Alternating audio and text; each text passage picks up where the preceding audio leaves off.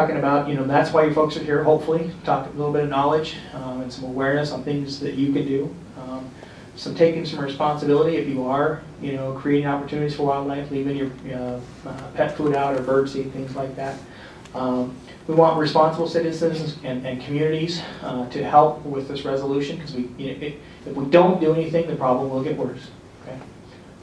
Cooperation, support, getting everyone on the same page. And one of the things that we're not saying, hey, there's coyotes out there, live with it. Okay, that's not what we're doing. That's not what we're doing as an agency. That's not what the town of Paradise Valley is doing. We're not saying, hey, live with it. Okay, we want to teach you how to live with it, because these things have been effective. We know they've been effective, and we want to, give you the skills to affect some change. Whether it's, your own coyotes, your own property, and things like that. That's why we do these public meetings. Like I said, it's a lot easier for me to talk to a group of folks than to spend the same amount of time. This is basically what I do with each caller, is talk, along, drawing out things on everything everyone can do. So if I get 10 calls in a day, that pretty much takes up my day, okay? And usually I get a lot more than that.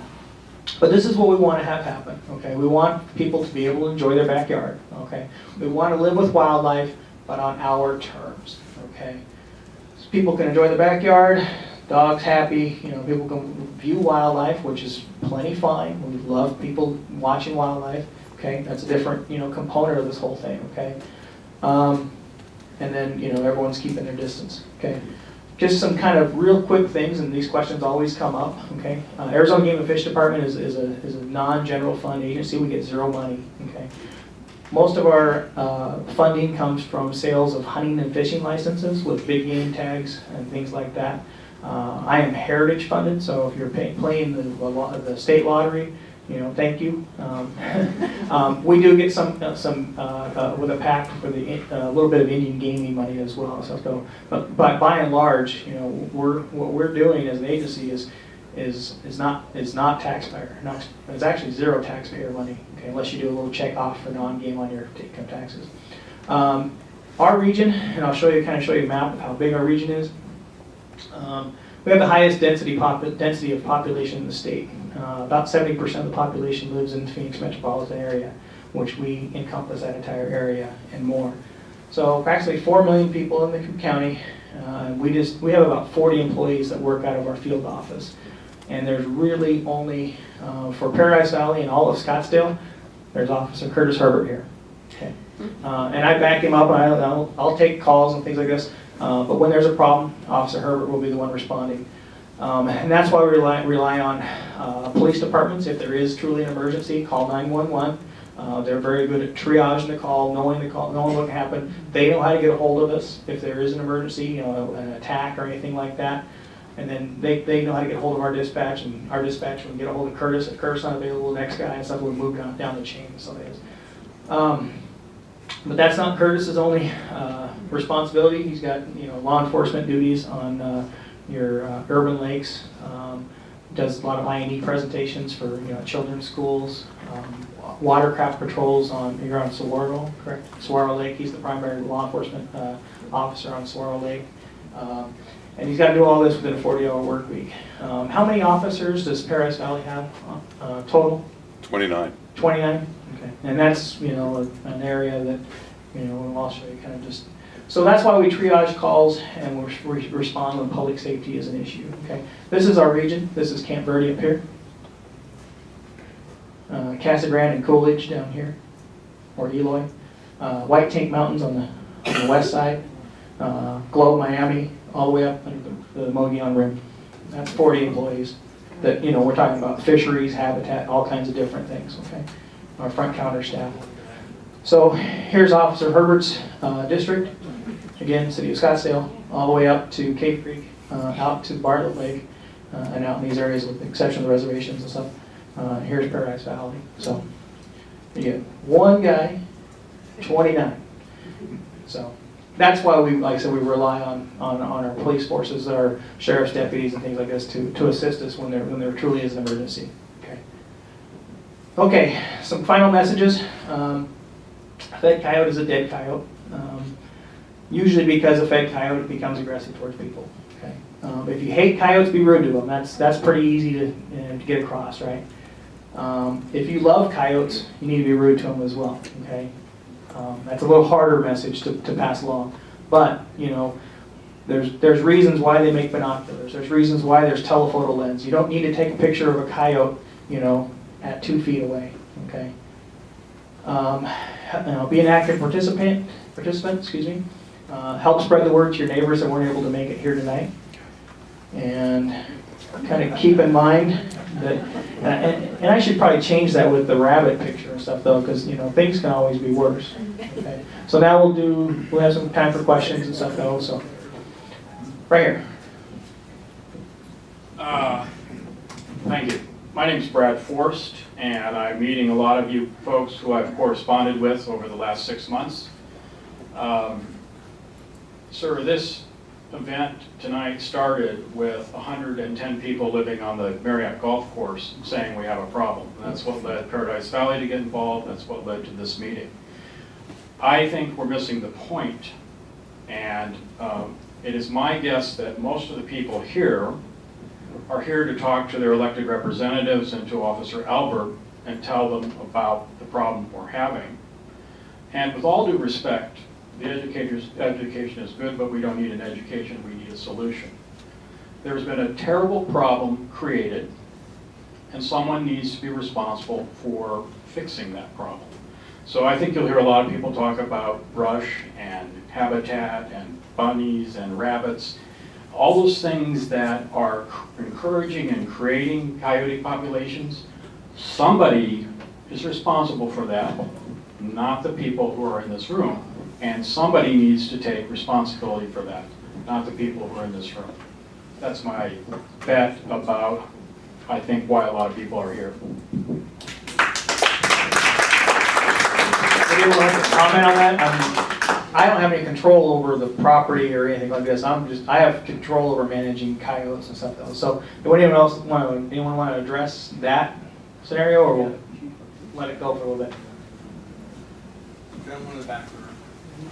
Yeah, you know, I would, Vice Mayor Collins here, and thank you, and thank you, Darian, and thank you, Curtis, for being here. And I will address, Brad, what we've been working with, but maybe right now, some of you may have questions still for Darren and Curtis, and I think we have, and not to postpone our conversation, but I know we also have someone here from Critter Control. So if there are any questions specific to them, maybe we can give them the courtesy of asking those questions now, and then I will come back and answer any questions that you do.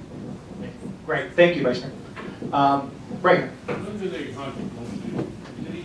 All day long, or Well, daytime, or what?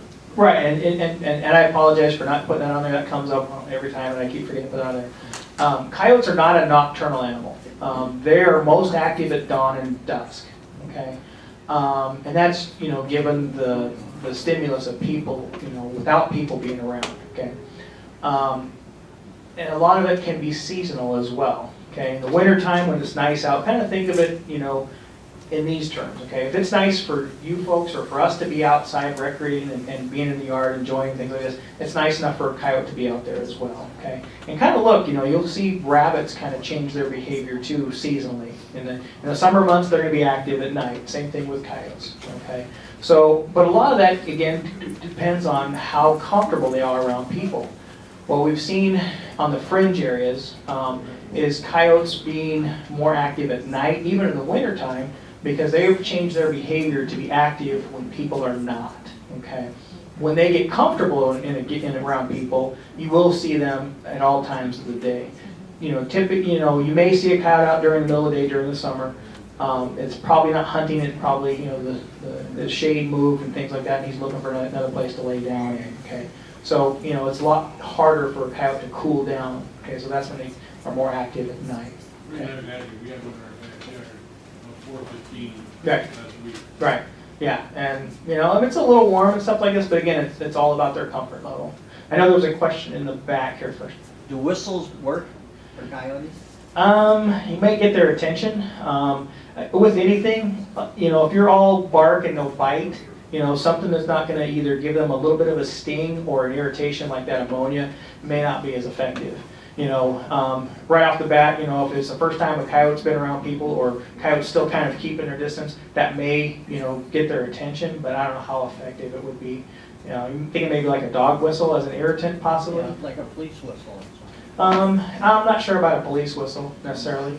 You may get your neighbors coming to your aid thinking, are you okay, are you okay? So, yeah, I don't know how effective it would be. I have a question. I've seen, we own 14 acres in the wash that we just gave over to the golf course. Mhm. We had you guys out years ago because we had a huge problem with coyotes back then. Mhm. Do you find that, because I've noticed this year there have been more coyotes than the previous year. Mhm.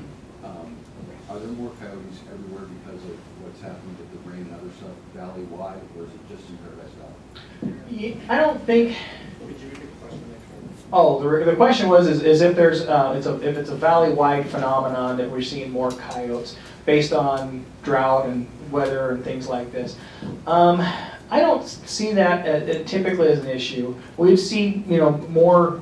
There may be more of an uptick when in times of drought, kind of on the fringe areas, but we just haven't seen the drought effects here in the valley. The grass is still green, your pools are still full, your fountains and all this stuff, they're still available and stuff though. So, the green grass attracts the small critters and things like this. A lot of it, it may be, a temporary uptick in population. These predator populations respond kind of offset to prey populations. If you see, a large rabbit population, you can bet that after the next breeding cycle, you're going to see a large number of predators.